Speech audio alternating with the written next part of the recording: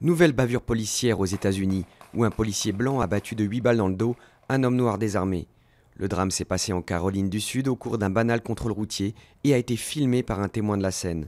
Le policier a froidement tiré sur l'automobiliste qui cherchait à fuir après une brève altercation.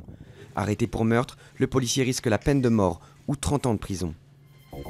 Forte perturbation dans les aéroports en France en raison d'un mouvement des contrôleurs aériens. Les aiguilleurs du ciel ont entamé une grève de 2 jours pour obtenir des négociations sur l'organisation du travail ou l'âge de départ à la retraite.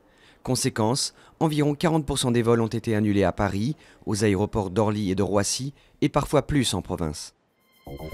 Embuscade mortelle dans l'ouest du Mexique où 15 policiers ont été tués sur une route isolée de l'état de Jalisco.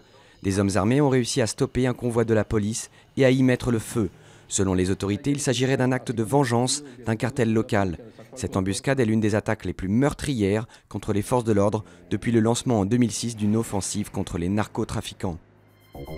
Nouveau pic de pollution aux particules fines prévu mercredi à Paris. La maire de Paris et le président de la région Île-de-France ont déjà demandé au gouvernement de prendre des mesures d'urgence comme l'instauration de la circulation alternée. Cela avait été le cas le 23 mars lors d'un précédent épisode de pollution de l'air. Mais la ministre de l'écologie, Ségolène Royal, a répondu ne pas envisager pour l'instant l'instauration de cette mesure exceptionnelle.